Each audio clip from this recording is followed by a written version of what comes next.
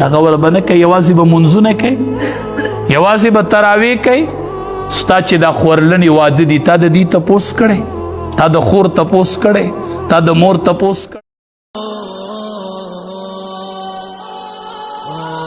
دا لور خور چې واده شي که هر څومره دا مالدار کور کې وي او د خاونې کور ډک ولې نه وي، خو دا وره وره ته ګوري وي زما به چېرته رور راشي زما به تپوس وکړي، زما به پلار راشي په دې دروازه زما به تپوس وکړي. دا د رمضان میاشت خور وی زما رور به کله په دې دروازه راننوځي.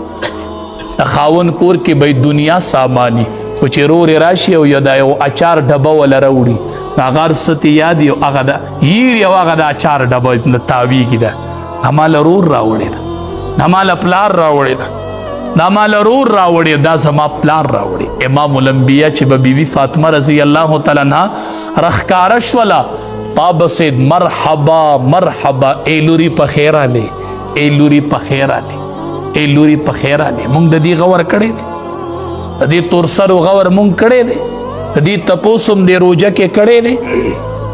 ځان سره غریب برابر کوي، دا د غریبانانو اختر نه دی، دا د دې کونډو اختر نه دی، دا صرف د هغې ښځو اختر دی چې خاوندانې دي، چې دا خاوندانې نشته د هغې اختر نشته. هغه کونډه د اختر په شپه وی خدایا چې اختر دې راوستو نو ما نه دې خاون ولې اغستو چې تا اختر راوست، ما نه دې ولې خاون اغست. دا ستا په ګاونډ کې دا کونډه ټوله شپه الله ته وجاړي او تا سار ځان له 3 جوړې کړي او د اختر مانځه نه راشي. د اختر مونډې ته وایي دا وخت کې به څوک وچی، د دې جړه احساس به د چا سره خدایا. د عمر فاروق رضی الله تعالی عنه یو مثل راکې خدایا چې خلک ونه جاړي. دا وخت کې چاته توی کې اسره شته د چا چرته لاړ شو چاته پر یاد وو. دا عمر فاروق رضی الله تعالی عنه وو چې راغې او د شپې ګرځېدو یو کور کې د ماشومانو د ښځې جړا واورېده، لاړ بیت المال ته سامان ولا راو، سامان حواله کو، بیا دسی بار ناست ولا می وی ما ورته وی چې زونه وی چې نه نزوله وی دسی اوتر ناس چې ماشومان خوراکو کو لبی شروع کړي خندلې شروع کړي، ما ته وی چې راځه چې زو را روان شو.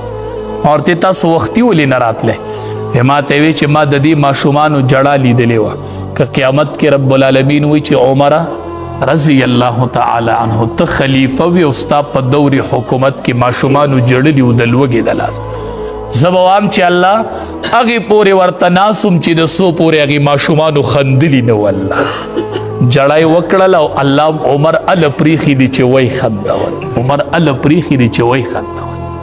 دا کلي کې غریبانان هغه جاړي د هغې اختر له کپړې نشته، د اختر په ورځې خوراک نشته او مونږه ای د مزو چرچو ځان له 3 جوړې او 4 جوړې بچوله څوک چې د یتیم په سر داسې لاس کې دي روپۍ ولا لا نه ده ورکړې، صرف لاس یې پکې خود خالص د الله د رضا دپاره چې څومره ویښته د دې د لاس لاندې رالل دومره نیکۍ ورله الله ولیکلې.